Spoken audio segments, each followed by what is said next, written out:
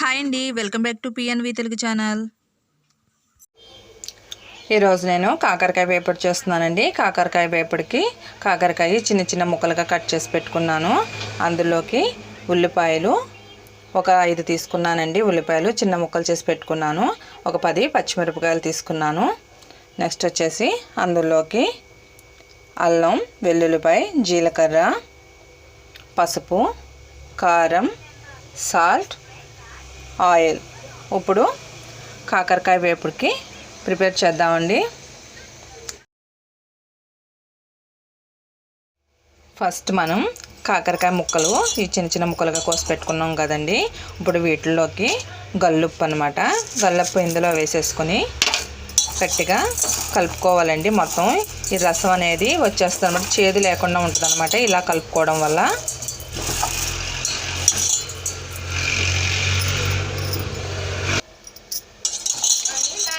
మొత్తం అంతా కలిపేసుకున్నానండి.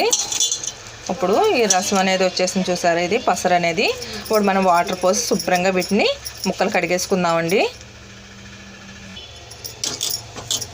ఇలా వాటర్ పోసేసి గట్టిగా ముక్కలు పిండేసి ఒక ప్లేట్లో తీసుకుందామండి. ఇలా చేయడం వల్ల ఏంటంటే కొంతమంది పిల్లలు కాకరకాయ వేపుడు అంటే అస్సలు ఇష్టంగా తినరండి, ఎందుకంటే చేదుగా ఉంటుంది కదా, ఇష్టపడరు అనమాట. ఇలా చేస్తే మనకి చేదు చాలా వరకు చేదు అనేది పోతుంది. ఇలా వాటర్లోంచి మొత్తం పిండేసేసి ఇలాగా ప్లేట్లో వేసుకుందామండి. స్టవ్ వెలిగించుకుని కళాయి గిన్నె పెట్టుకున్నానండి. ఈ ముక్కలు వాటర్లో పిండేసుకున్నాం కదా, ఇందులో వేసేసుకుందాం. వేసేసుకొని ఇలా వేయించుకుందామండి. ఎందుకంటే ఫస్ట్ దీనికి వాటర్ అనేది ఉంటుంది కదా, ఆరిపోతుంది అనమాట. ఇలా కొద్దిసేపు వేగనిద్దాం, తడి ఆరిపోయే వరకు. ఇప్పుడు ఆ తడి అనేది ఆరిపోయిందండి ఆ ముక్కల్లోనూ. ఇప్పుడు వచ్చేసి దీంట్లో ఆయిల్ పోసుకుందాం. కాకరకాయ వేపుడులోకి ఆయిల్ ఎక్కువ పడుతుందండి. ఈ ముక్కలు అనేవి ఆయిల్లో ఎర్రగా వేగనివ్వాలి. ఆ కాకరకాయ ముక్కలు వేగేలోగా మనం మిక్సీ పట్టుకుందామండి. ఒక మిక్సీ గిన్నె తీసుకొని ఇందులో అల్లం, వెల్లుల్లిపాయలు, జీలకర్ర తీసుకున్నాం కదండి. ఇప్పుడు మెత్తగా మిక్సీ పట్టుకుందాం. మెత్తగా మిక్సీ పట్టేసుకున్నానండి. ఒకసారి కాకరకాయ ముక్కలను తిప్పుకుందాం, మళ్ళీ మాడిపోతాయి. మధ్య మధ్యలో చూసుకోవాలండి, ఫ్రై కదా మాడిపోతుంది అనమాట.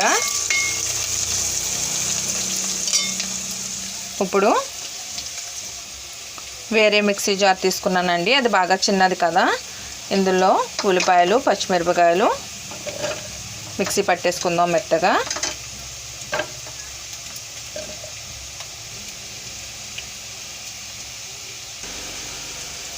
ఉల్లిపాయలు, పచ్చిమిరపకాయలు పేస్ట్లా పట్టేసుకున్నానండి. ఇప్పుడు అల్లం, వెల్లుల్లిపాయలు, జీలకర్ర వేసాను కదా, అది కూడా ఇందులో వేసేసి ఉల్లిపాయల్లో వేసేసి కలిపేసుకుందాం.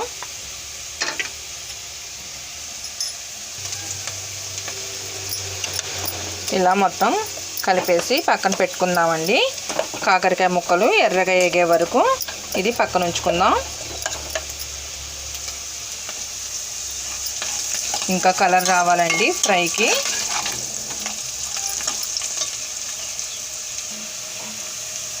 కాకరకాయ ముక్కలు అనేవి ఫ్రై అయిపోయినాయండి.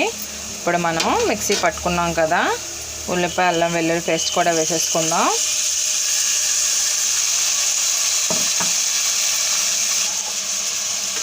ఇప్పుడు మొత్తం అంతా వేయించుకోవాలండి. ఉల్లిపాయ కూడా పచ్చి వాసన పోయే వరకు వేయించుకోవాలి. ఈ కాకరకాయ వేపుడు అనేది ఇలా చేసుకుంటే అసలు చేదు అనేది ఉండదండి. చాలామంది పెద్దవాళ్ళు కూడా కాకరకాయ అనేసరికి ఇష్టపడరు, ఎందుకంటే చేదుగా ఉంటుందని. కానీ ఇలా చేస్తే మటుకు అసలు చేదు అనేది ఉండదండి. ఇప్పుడు దీన్ని కలర్ వచ్చే వరకు వేయించుకుందాం. ఇప్పుడు కొద్దిగంత పసుపు వేసుకుందామండి. పసుపు వేసుకొని ఒకసారి కలుపుకోవాలి. ఇప్పుడు ఇందులోకి కాకరకాయ ఫ్రైలోకి అనేసరికి ఆయిల్ ఎక్కువ పడుతుందండి. మధ్యలో కొద్దిగా చూసుకుని మనం ఆయిల్ అనేది పోసుకోవాలి.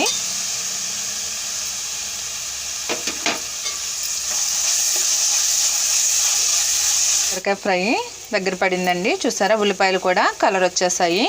ఇప్పుడు మనం సాల్ట్ వేసుకుందామండి. ఇందులోకి సాల్ట్ చూసి వేసుకోండి, రుచికి సరిపడా వేసుకోండి. ఒకసారి వేసుకుంటే మళ్ళీ ఎక్కువైపోతుంది. ఇప్పుడు కొద్దిగంత కారం, ఆల్రెడీ పచ్చిమిరపకాయలు వేసాం కాబట్టి కారం కొంచెం వేసుకుందామండి. ఈ కాకరకాయ ఫ్రైలోకి అనేది కారం కన్నా పచ్చిమిరపకాయలు ఎక్కువ వేసుకుంటే బాగుంటుందన్నమాట. ఇప్పుడు మొత్తం ఒక్కసారి కలుపుకుందాం. ఈ కాకరకాయ ఫ్రై అనేది మనం ఇలా చేసుకుని ఒక బాక్స్లో పెట్టుకుని ఉంచుకుంటే వారం వరకైనా సరే పాడవదండి. మనం డైలీ వేసుకోవడానికి చాలా మంచిది, ఆరోగ్యానికి కూడా. మనం డైలీ ఒక స్పూన్ వేసుకోవచ్చు అనమాట. అస్సలు పాడవదు ఇలా ఫ్రై చేయడం వల్ల. కాకరకాయ ఫ్రై రెడీ అయిపోయిందండి.